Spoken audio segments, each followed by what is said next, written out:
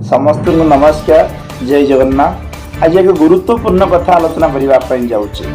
Rajya Sabha election बा निर्वाचन रे कांग्रेस रु 3 जन विधायक क्रॉस वोटिंग करते एवं आज भक्तचरण दास बा कांग्रेस रो प्रेसिडेंट आज जई राज्य आमर बाचस्पति महोदय को देखाई सेठी 2 जन नाम को से उठाई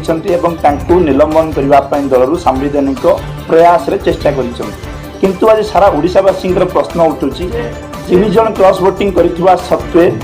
2 जन नाम से जगह आसी दाशरथी गमांग और सोफिया फिरदौस किंतु रमेश जेना कथा आसला ना कहीं कि आज समस्त मन में प्रश्न कि बीजेडी परी कांग्रेस एक छत्रवाद को प्रश्रय दूसरी कि नवीन बाबू जेपरी जो डिसीजन नियंती सबू विधायक आखिमुझी समर्थन करती से भाव में कि कांग्रेस 14टी विधायक जीतवा सत्वे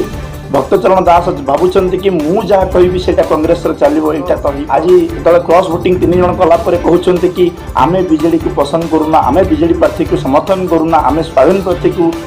दल अनुसार भोट देचु आम स्वाधीन चिंतार मत पोषण करूँ तो कौटिना कौटी गोटे संविधानिक मत उपर प्रभाव पकई उचित एवं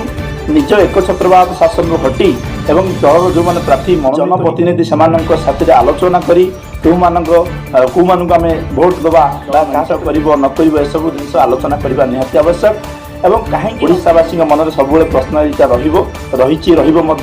रमेश जेना क्रॉस वोटिंग कर सत्वे रमेश जेना नाम कहीं उठिलानी भक्त बाबू किसी पैसा लोभे सब कम कर उत्तर आपण विचार रही। नमस्कार।